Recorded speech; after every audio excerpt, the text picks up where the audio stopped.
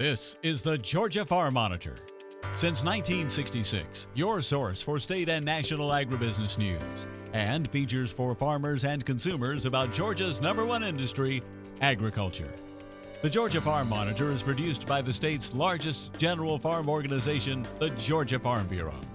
Now, here are your hosts, Ray DeLessio and Kenny Burgamy. Yes, there's a chill in the air, but it's warm and toasty here in the studio. Hope you're staying warm.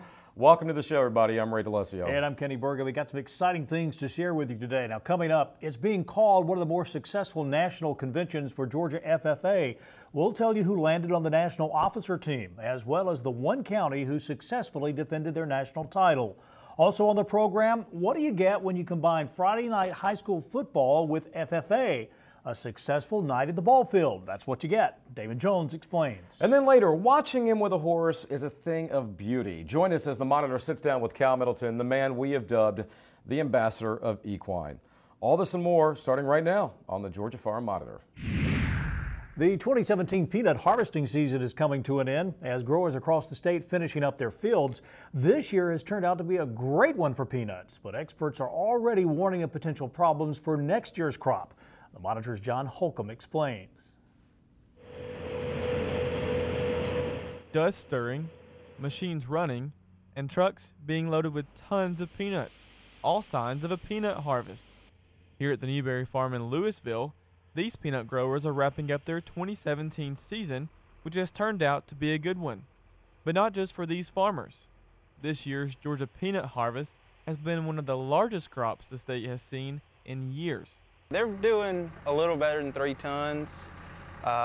It's kind of hard to say at this point, but you get your dry weights back and you can really tell something. Of course, for a good harvest, there has to be some good harvesting weather, something that has been back and forth for the Newberries and farmers all over Georgia. The last few days have been cool, dry air, which was nice, but before that we probably had a week and a half of really damp, dewy mornings, and thrashing was just a pain. With the exception, and a big exception, of Hurricane Irma coming through and then some rain events as cold fronts come through, we've had picture perfect weather for digging with the exception of those weather events. Another key to a good harvest is a good growing season, which unlike last year, ended up being not near as dry. Weather this year has been interesting. It's been an outstanding year for growing peanuts.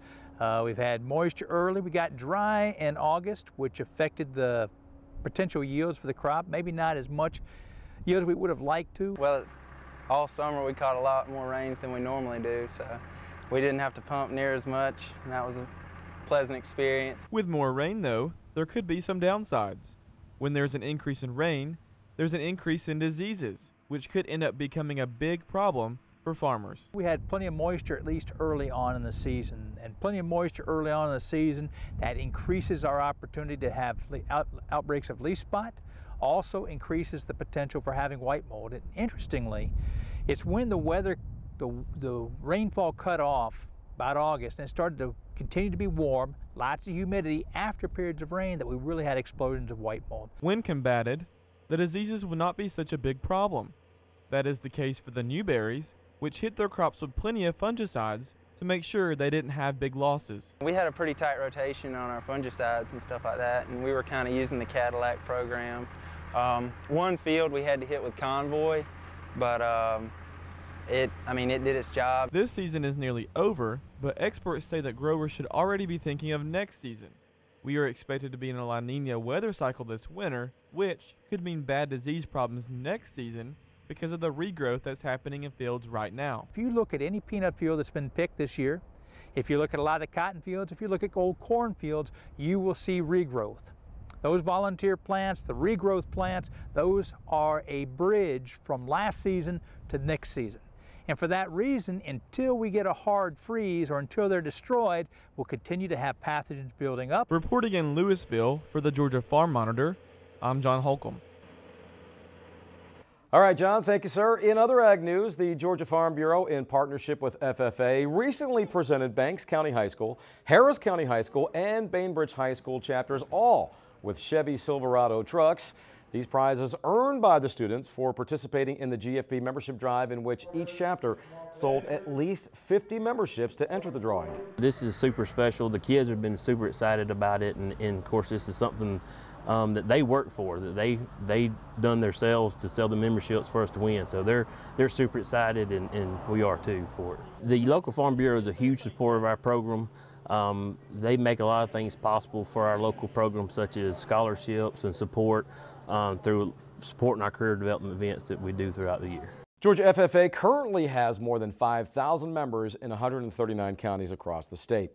And in case you missed it, a couple of Georgia FFA chapters making headlines at this year's national convention in Indianapolis. Lowndes County's own Ian Bennett elected to the 2017-2018 National FFA Officer Team. He'll serve as the Southern Region Vice President.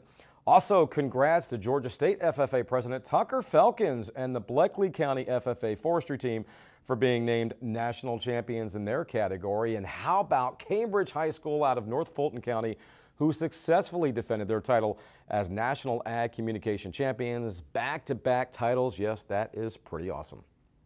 Two things the state of Georgia takes very seriously: football and agriculture. And recently, the Appalachia FFA celebrated both by holding the inaugural Celebrate Agricultural Festival. That was before the Wildcats hit the field. Damon Jones was there and has the story. Nothing says fall time in Georgia like high school football on a Friday night. So what better time to showcase all the things agriculture has to offer a community in an event called the Appalachia Celebrates Agriculture Festival. We've got a Friday night football game where the community's going to be excited to come out anyway, and this just gives a little something extra to allow those people to come out and have a good time, plus see some different stuff and have an educational event too that's family friendly. You don't spend a waking moment without interacting with it. The sheets you sleep on are made of cotton. The stuff you eat every day, the leather on your car seat, everywhere you turn there's agriculture, and if you're not exposing people to it, they're not going to know where that stuff comes from. And that's the main reason for the event, as parents and students covered the lawn in front of the stadium, not only to see all the sights, but also gain an appreciation for the industry and those involved in it. It's an event designed to do a couple of things: showcase our FFA chapter, to showcase local Winder and Barrow County agriculture, to showcase Georgia agriculture, and also just give people the chance to come out and interact with the Appalachia community. And this event was all about community, as a number of local businesses were more than happy to share their time with all in attendance. And one of those was Harrison Poultry, who has been a mainstay in the county. Well, we've been in this community since 1959. We've started our chicken company that many years ago. Mr. Harrison did, and agriculture is such a big part of Georgia. And the chicken industry is the largest segment of that agricultural business in Georgia. While poultry is a large driver for the economy, it is far from the only one.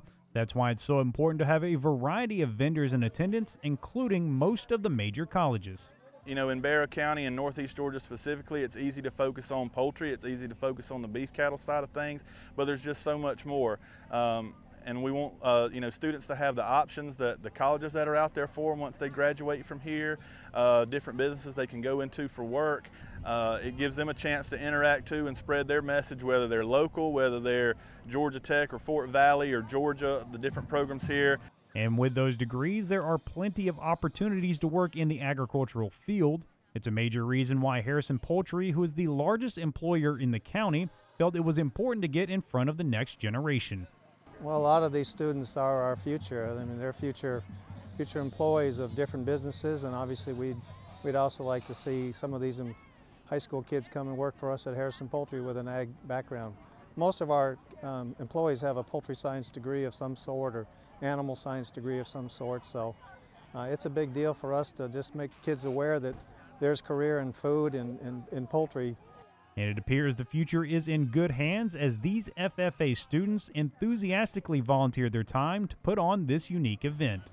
You know, that makes all the hard work worth it when your kids are excited and when you know, when they're gone for the day, or when you go home at night and you lay your head down and you think about how excited they are. That gets you excited and that gets you motivated to keep the hard work going and get up the next day and keep going at it. Reporting from Winder, I'm Damon Jones for the Georgia Farm Monitor. All right, Damon, thank you so much. Well, he's one of the top authorities when it comes to handling a horse. But Cal Middleton says it's easier than you think We'll give you the secret behind his success when the Georgia Farm Monitor continues.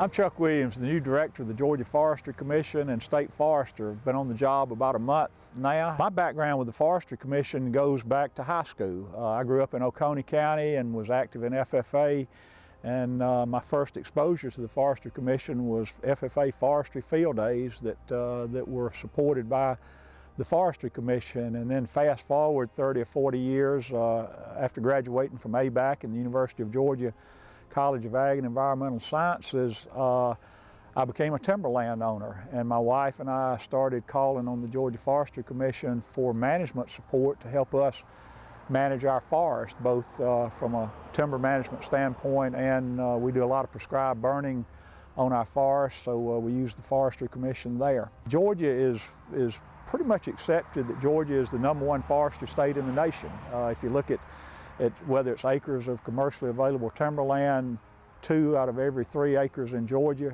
on our land surface or timber. We've got 24 million acres of timberland, and again, by most any parameter, any metric, Georgia is the #1 forestry state in the nation. So I was asked, what is my goal for the Georgia Forestry Commission as our state forestry agency, and my response is pretty simple. It's that we should be the #1 forestry state agency in the nation, supporting the #1 forestry state in the nation. One of my focuses is going to be making sure that that our people at every step of the organization understand that really serving the state of Georgia and serving our landowners is our primary mission. And those of us that are here in the headquarters in Macon and those of us that are around the state in management positions, our role is to support our Georgia Forestry Commission employees that interact directly with landowners. In addition to celebrating its 40th birthday, this year's Sunbelt Expo gave attendees a unique perspective into the world of equine handling. At the forefront was renowned horse expert Cal Middleton. I'll call it cliche if you will, but Cal's ability to connect with horses has not only made him one of the go-to authorities in the industry, it's also earned him the occasional title of the Horse Whisperer. All those competitions that we've been to, those are just silly games that humans made up for horses to do.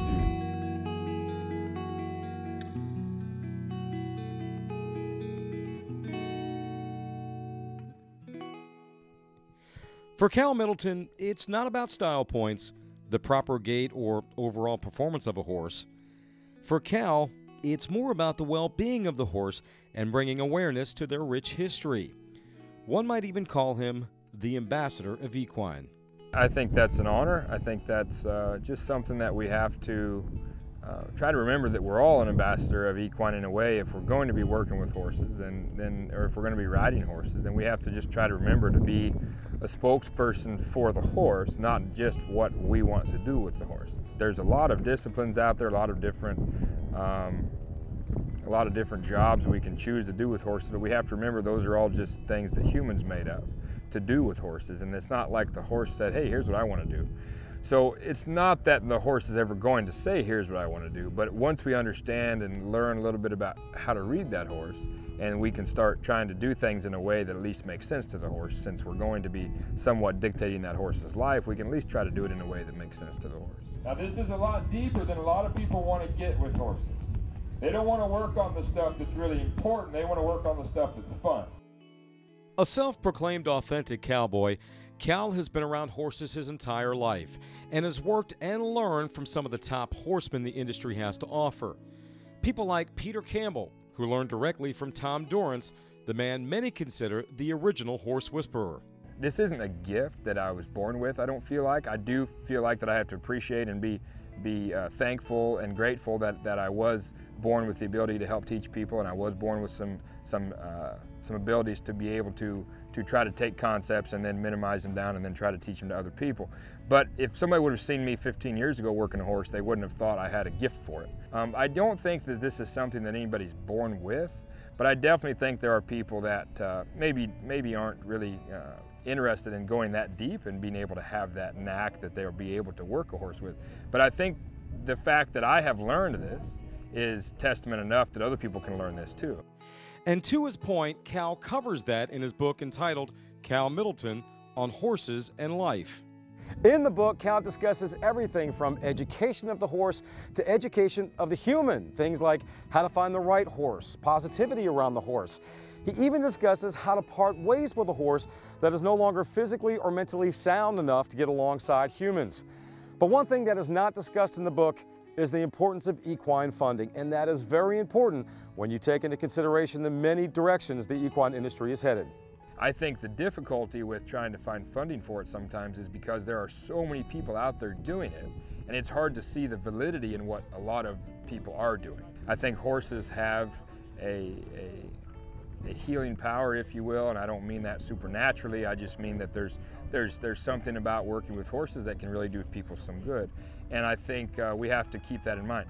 Finding funding for some of those type of things can be difficult, I understand, because I know that there are a lot of people out there that are trying to do good things with horses. They're trying to do good things with the people that they work with, the children that they work with, and I think it's important that we try to do our best to keep those things on the market.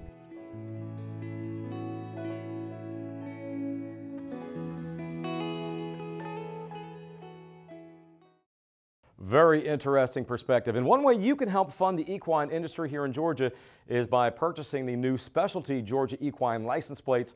For every plate that is purchased, $10 helps support events such as Youth Day at the Capitol and speakers at Sunbelt Expo. For more information on the tag, just visit the Georgia Motor Vehicles Division websites. With poultry accounting for nearly a third of Georgia's farm gate value, there are a number of different aspects of the industry to see around the state. However, the Georgia Poultry Lab in Gainesville has recently been able to bring them all together under one roof. What it really is an explanation of the poultry industry from live production all the way to exports that incorporates a trained model in it. We thought it'd be nice if when groups of students come like that, we had something beyond the lab to show them.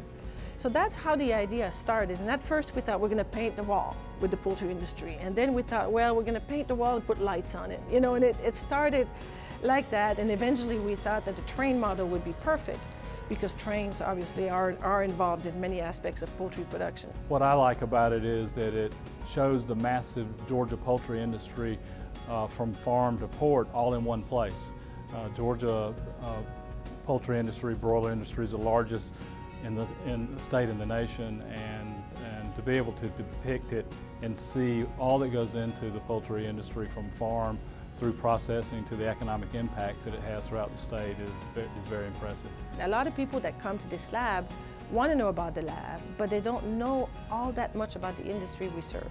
So what we try to do is have live production, support to the industry, and then what it does to the cities that the industry is involved in, and the exports through the Port of Savannah.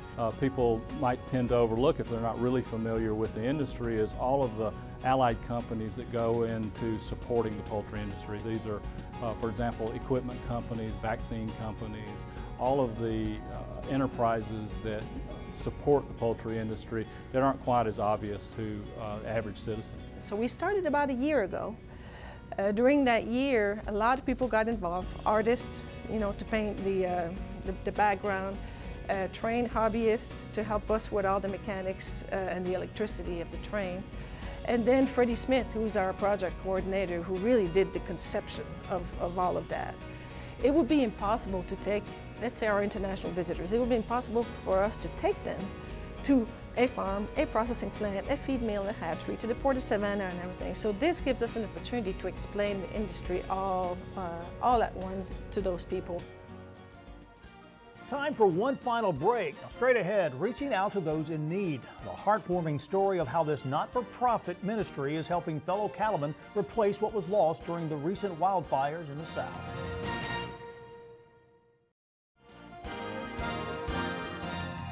Last but not least, every week here on the show, we're always telling you about our social media sites and to see what's happening with us here at the show and down on the farm. Well, here's a story from down on the farm. Following those massive wildfires back in the spring, the Cattle for Christ organization donated bulls to the ranchers in Oklahoma, Kansas, and Texas to aid in recovery efforts.